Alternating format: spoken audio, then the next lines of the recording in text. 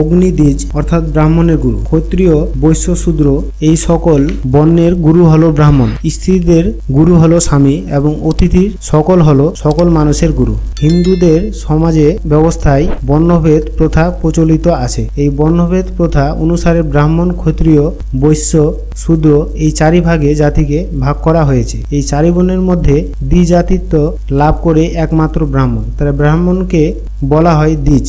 দ্বিজ কথার অর্থ হলো দুইবার জন্ম যার। একবার সে মাতৃগর্ভ থেকে জন্ম নেয়, দ্বিতীয়বার উপনয়নের মাধ্যমে ব্রাহ্মণ রূপে পরিগণিত হয়। এই দুইবার জন্ম, তাই ব্রাহ্মণ হলো চারি বর্ণের মধ্যে শ্রেষ্ঠ বর্ণ। তাই দ্বিজের অর্থাৎ ব্রাহ্মণের গুরু হলেন অগ্নিদেব, কারণ অগ্নি সাক্ষী রেখে তার দ্বিজ প্রাপ্তি ঘটে।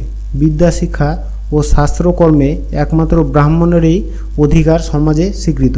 অগ্নি হলেন ব্রাহ্মণের গুরু। এরপর যে তিন বর্ণ আছে সেগুলো হলো ক্ষত্রিয়, বৈশ্য ও শূদ্র। এই তিন বর্ণের গুরু বলা হয় ব্রাহ্মণকে, অর্থাৎ এই তিন বর্ণের গতি প্রকৃতি কীরূপ হবে তা নির্ধারণ করেন ব্রাহ্মণ। ফলে ব্রাহ্মণ হলেন এই তিন শ্রেণীর গুরু। স্ত্রী লোকের গুরু হলেন তার স্বামী, কারণ স্ত্রীর আলাদা ধর্ম নাই।